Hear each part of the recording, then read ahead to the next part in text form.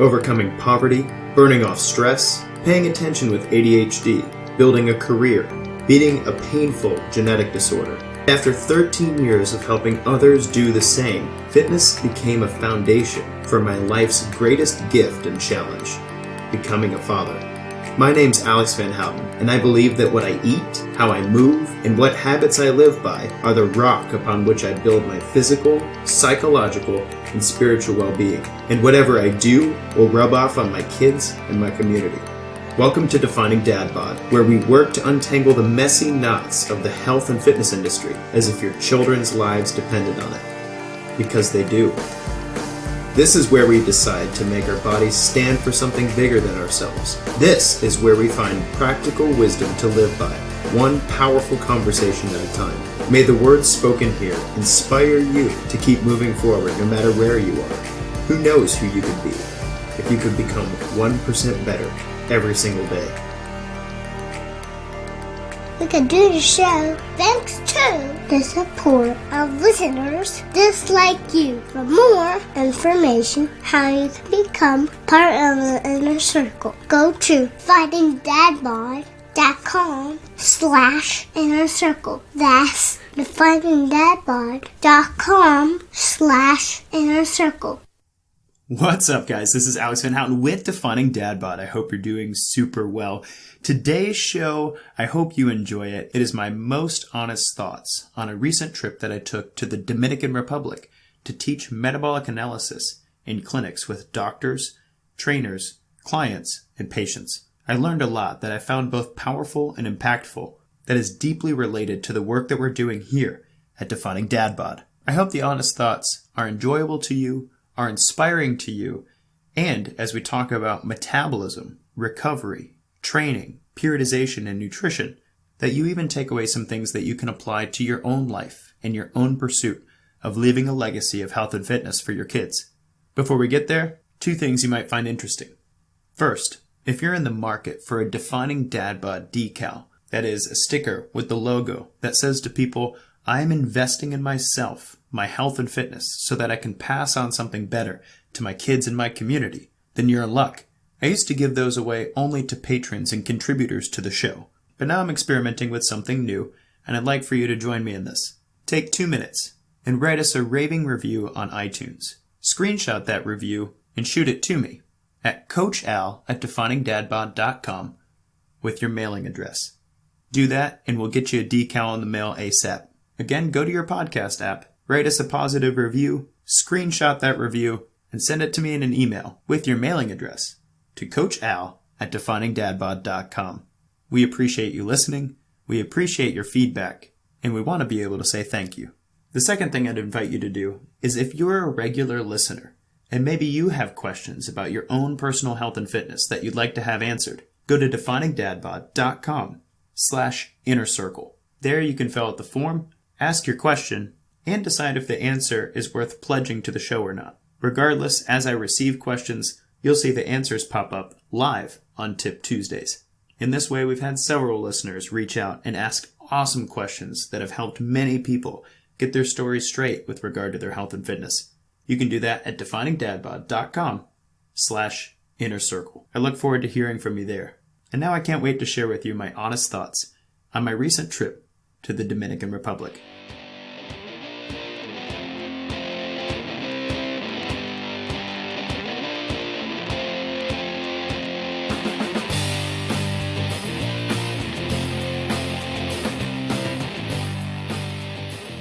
What's up, guys? This is Alex Van Houten with Defining Dad Bod. I hope you're doing super well. Today I'm bringing you a little more of an informal show. My hope is to speak frankly with you about some of the things that I learned while I was in the Dominican Republic for a week, working with doctors, personal trainers, and nutritionists to help them better understand how to measure and coach to metabolic analysis. That sounds really technical, but I promise most of the things I learned weren't that scientific. And the reason I intend to talk to you about this, because the trip left me with an overwhelming amount of gratitude and excitement about where we're headed in the realm of health and fitness at Defining Dad Bod. And while I know we have international listeners here in the show, shout out to all of you who don't live in the States. It was truly my first time being able to shake hands with, make eye contact with, and speak with professionals in our industry who are genuinely moving forward the agenda of long-term, sustainable health and fitness goals, rather than short-term, yo-yo dieting, calorie-based, superficial health and fitness goals. So let's get into it. A little backstory. I met Dr. Juan Vargas de Camps in an online metabolic analysis course that I've been teaching for the past 8 or 9 months. Metabolic analysis is the practice of using VO2 testing to understand how a client's body uses fat and carbohydrates as a fuel source at different intensities. And it's one of the only ways to accurately measure calorie burn and fat utilization in individuals. In layman's terms, you can Google, how many calories should I eat? And it will ask you for your age and your gender and maybe even your weight, and give you an estimation of what your metabolism actually looks like at rest. Similarly, you can Google, what are my heart rate zones? And it'll ask you to subtract your age from 220 and then give you percentages for zone 1, zone 2, zone 3, zone 4, and zone 5 in measuring your cardiorespiratory exercise. What metabolic analysis does is gives you an opportunity to actually measure those things per individual. You look kind of like Bane from Batman, wearing an airtight mask that measures exactly how much oxygen and carbon dioxide you're breathing in from the air around you versus the oxygen and carbon dioxide you're breathing out. And the difference between those two things tells us a lot about what's happening at the level of your cells. As you can imagine, this is pretty complex information, and so with over a decade of experience doing this sort of thing, I've been privileged to be a resource to many of the coaches and doctors who are starting to get into this sort of testing, as the price of this testing comes down considerably. So when Dr. Vargas and I met online, we spent a considerable amount of time getting him up to speed on the use of metabolic analysis, which led him to asking me to come train his clinic in the Dominican Republic. I've never been to the Dominican Republic, and I have small children at home, so as you can imagine, I had a few qualms about it. However, Dr. Vargas allowed me to stay in his home and eat dinner with him and his family while I worked to train his clinic right across the street, and those terms seemed great.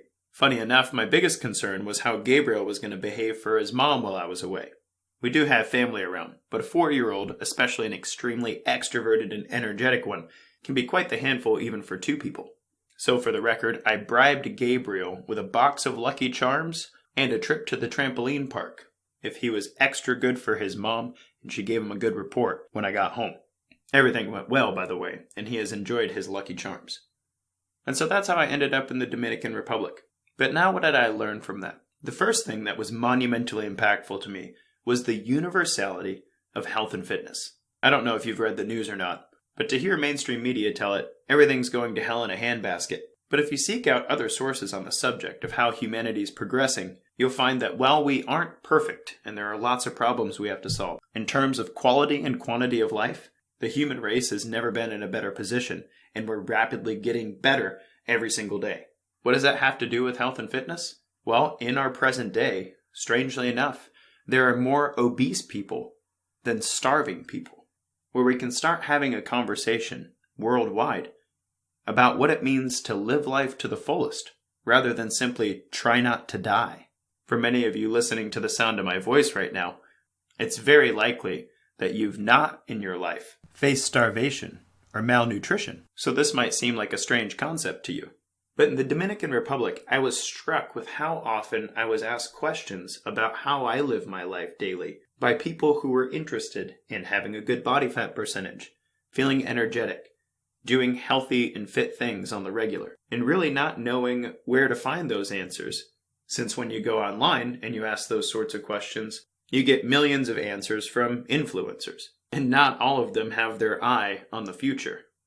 In short, I found that health and fitness was a universal language. When you walk into a room full of people who don't speak your native language, but your level of energy, the tone and muscularity of your shoulders, your legs, and how your belt, shirt, and pants fit around your midsection automatically says, both in English and Spanish, you should listen to this guy. He has balance in his life, and whatever he's doing is working for him. People were asking me what I ate for breakfast, and how often I went for a run, and how heavy my weights were. In fact, it was extremely strange to me that in a room full of doctors, health and fitness professionals, and nutritionists, very few people were interested in my educational background at all. What were my goals? How was I trying to pursue them? And how did that translate to my actions every single day so that maybe they could be replicated? It was a wild thing because I thought I'd spend way more time citing research articles about metabolic analysis when what most people wanted was to hear about how I live my life, even despite my protests that my genetics and the amount of time I spent pursuing my health and fitness were quite different from where they might find themselves. I did take away this though. Whether you live in the US, the Dominican Republic, Australia, Canada, Mexico, the United Kingdom, wherever you call home, more and more people are waking up in the morning and asking themselves, how do I make the best out of plenty when so many generations before me have just attempted to survive scarcity? I think it's a powerful question, and I think it's one that we've worked really hard to answer here at Defining Dad Bod.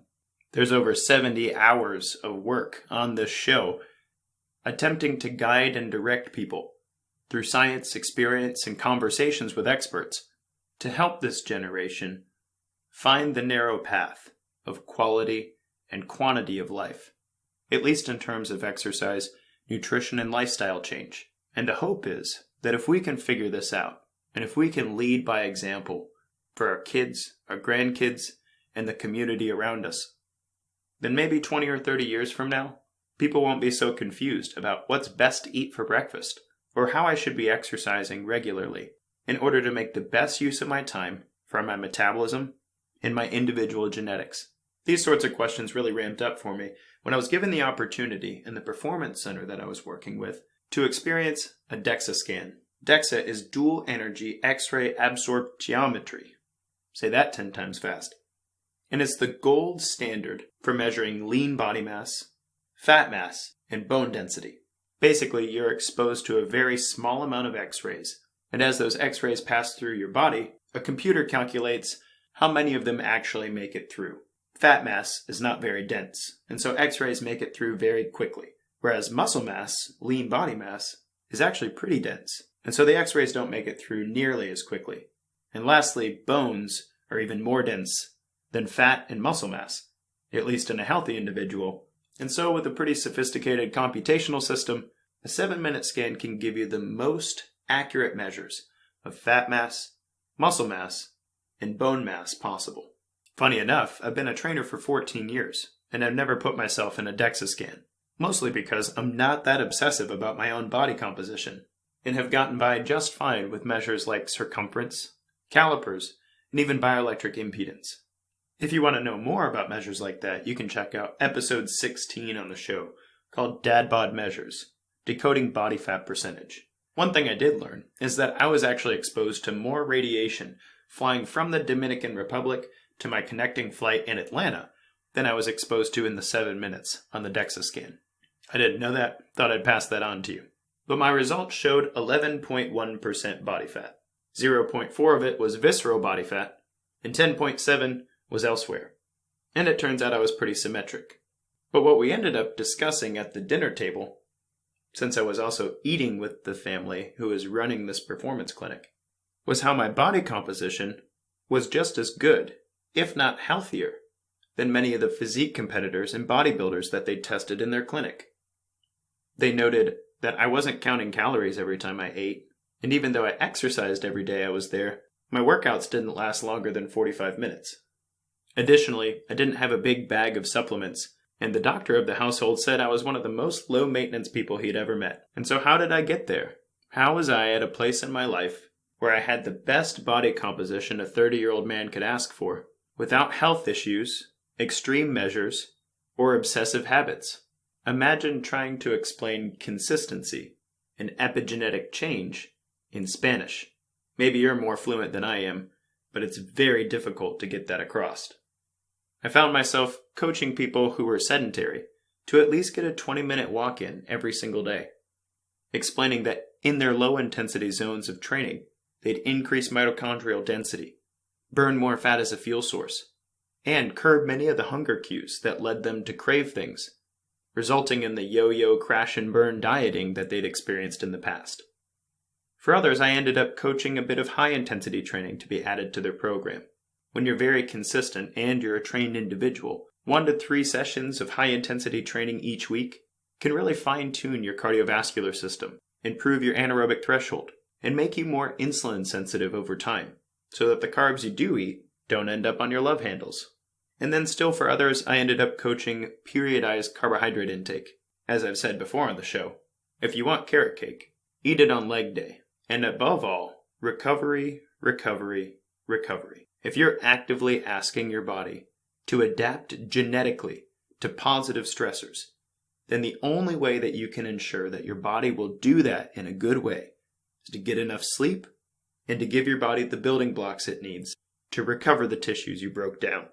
Personally, it doesn't seem like a mystery to me. If you spend 10,000 hours pursuing your own physical health and you become aware of what you're eating and you watch how your body responds to what it is that you put in your face, and you make a commitment to set a good example for the people who are watching you every day, and you try to lead a balanced life of quality and quantity that you hope your kids will lead someday. For me, those guiding principles undergird the science. And at least for me, my lifestyle, and the clients that I coach, it's worked out very well. Changing gears a little bit, one of the things that I did while I was there is I had the opportunity to test back-to-back the resting metabolisms of several different sorts of people. In order to teach the clinicians I was working with, it was important that they saw several different case studies so that I could help them interpret the data that they were seeing. In one case study, I had the privilege of testing the fastest marathon runner in the Dominican Republic. We did a back-to-back assessment, testing his resting metabolism, and then we got him on the treadmill. The dude was a monster. He ran his Boston Marathon in 2 hours and 26 minutes, which if you've never run a marathon, is pretty dang fast. I was surprised in the assessment because he didn't reach anaerobic threshold. That would be the intensity at which your body switches from burning fat and carbs as a fuel source to just carbohydrates. You might think of it as, on a scale of 1 to 10, this is a 7 or an 8 in difficulty. Even elite athletes can't hold anaerobic threshold for more than 5 or so minutes, and he didn't achieve anaerobic threshold until 12.5 miles an hour in the assessment. That's super crazy. For me, anaerobic threshold is around 9.5 miles an hour. He was booking. But it was wild because when we tested his resting metabolism, this 6'2", 160-pound man only burned about 1,000 calories per day at rest. And the technicians were flabbergasted. It's not a word they would use in Spanish, but that's about the best way I could put it. How does this super fit guy have such a low metabolism? It was fun trying to explain to them how, from a metabolic perspective, huge volumes of exercise depress resting metabolic rate through a number of adaptations, primarily the downregulation of thyroid hormone. If you run 20 or 30 hours a week, then your body really wouldn't survive the stress very long if it didn't somehow compensate by lowering the amount of energy that you were using at rest. And so we saw for an elite marathon runner that his resting metabolism was about half of what we would expect if we compared him with the rest of the population for his age, gender, and weight. Contrast that with the well-to-do housewife that we did shortly after, who was burning 1,800 calories at rest per day, but also had significant body composition change goals. She was doing decent for herself, but by her own admission was about 30 pounds heavier than she'd like to be. Again, the clinicians were pretty confused. How does this woman have a higher metabolism than that guy? She doesn't look much better off. And I had my work cut out for me, explaining that her metabolic system was not that efficient, and even though she was burning more calories, she wasn't nearly as insulin sensitive, or as well equipped to use oxygen to help her burn fat as a fuel source. In short, her high calorie burn was burning off all of the carbs she'd stored in a day, and then she'd just replenish those every time she ate, without some sort of conditioning, the ability to bring oxygen to the cells, and thereby use fat as a fuel source to produce ATP. She would continue to struggle with losing weight and achieving her body composition goals, even with an elevated RMR over the marathon runner that we tested. She's the one that we told to get a 20-minute walk-in every day. And because I had a good relationship with the client, I also had the opportunity to tell her that increasing her VO2 would be directly related to her ability to be around for and to keep up with her grandkids in the near future. Body composition goals are great. Sure feels good that your clothes fit well. But as our buddy Dr. Bruce Cooper from Cooper Health Solutions said on the show a few months ago, nobody looks good in a pine box. Which brings me to the hardest assessment that I've ever done on an individual, which was also performed in this clinic. This woman was a teacher of small children, and in her own words, had not exercised in many years. In her assessment, we found that her resting metabolism was only 680 calories per day, and she achieved anaerobic threshold at only 2.5 miles per hour walking. Her peak VO2 came back only 1/4 of what a woman her age should have. And in the assessment were several markers that indicated some sort of arterial blockage. In layman's terms, this poor lady likely felt unenergetic and tired all the time, was possibly dealing with thyroid and or insulin issues, and was in a place that if things didn't change relatively soon, she would likely experience a severe cardiac event in the near future. After the test, I sat the clinicians down and opened the assessment results.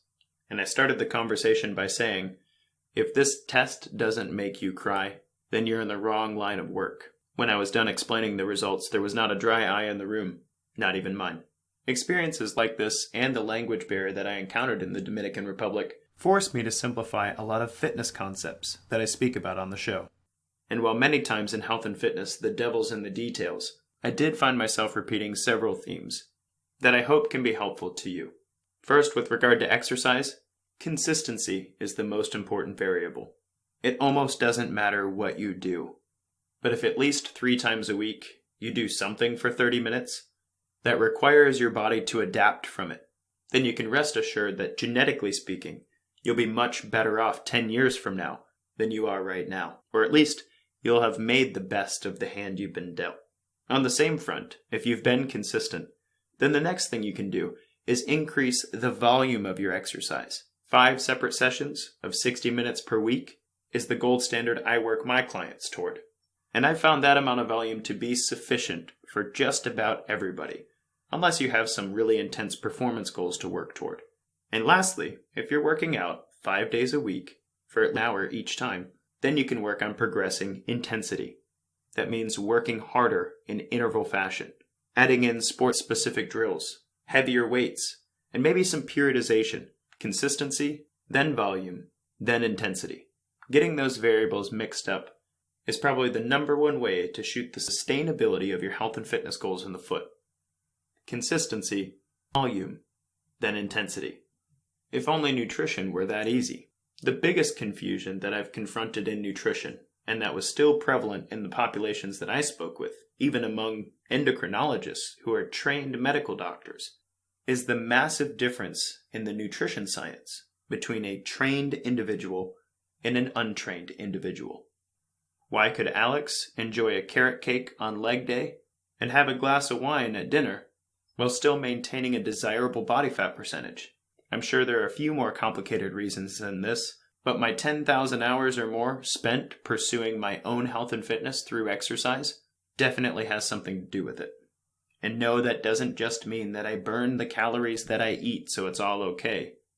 It means that my body has literally built itself into a different sort of machine than somebody who's not exercising regularly. And as I was explaining to my new friends in the Dominican Republic, my untrained, deconditioned clients are not able to eat the same things that after 6 months of training, they're able to eat without repercussions. Another way of saying this is, it's much harder to achieve positive results than it is to maintain positive results. At least if you do it in a sustainable way. Maybe sometime soon I'll do a mastermind or a workshop on the concept, as the seminars that I taught there went really well with the trainers, and they said they wished they could bring their clients in to hear me speak. Let me know if that's interesting to you at Coachal at definingdadbod.com. Now to lighten the mood and leave you with a little smile, I learned a few less intense lessons as well. First of all, dad jokes are universal. They don't have a word for it in Spanish, I'm told. But when I explained to the man of the house that the sort of joke he just told is what we call in English a dad joke, that is, a joke that we think's really funny, but the rest of our family, especially our kids, just shake their heads at us because we're really not as funny as we think we are, that's a dad joke. and everybody knew what I meant by that. Second, in the Dominican Republic, there's this wonderful vegetable called plátanos. In English, we call them plantains. They have higher fiber and more phytonutrients than potatoes, but you can prepare them just like you can potatoes. Fried, baked, mashed. Plátanos just might be one of my new favorite foods. And if we had a fresh source around here, I'd probably replace most of my carbohydrates with plátanos. Lastly, last time we were in Mexico, the natives there were all raving about a national beer that I just had to try. They were very excited about it, and me being game to try anything once, gave their beer a shot. Unfortunately, it didn't live up to the hype. Maybe it was a non-native taste on my part, or maybe since I really don't drink that much beer, just didn't sit well with me. But I was pretty disappointed. So in the Dominican Republic, when everybody started telling me about El Presidente, and that I just had to try that before I left, I wasn't getting my hopes up. But on the last night I was there, I had the opportunity to try El Presidente. Turned out to be a very well-balanced Pilsner with a great aftertaste. Like I said, I don't drink beer very often, but I actually enjoyed El Presidente. So if you're ever in the Dominican, give it a shot. And I'm told one can appear more authentically Dominican and less gringo if you order your El Presidente con la vestida de novia, which literally translates, dressed like a bride, which informs your server that when he brings your Presidente to the table, your glass should be so cold that there's frost on it. I'll remember that, because between the CrossFit studio I visited, the clinics I taught in, the trainers I shook hands with, and the places I ran while I was there, I felt a brotherhood of health and fitness, a group of professionals, clients, patients in the community who were looking for the best paths to lead a life of quality and quantity. And while I don't have all the answers, I left feeling as though the things that we're covering here on Defining Dad Bod are internationally true, and we're not done yet. This has been Alex Van Houten with Defining Dad Bod. Until next time, guys, kick butt, take names. The free practical advice and conversations here remain unbought and unbiased thanks to the support of listeners just like you. For more information on how you can become a part of the inner circle of Defining Dad Bod, go to definingdadbod.com/inner circle.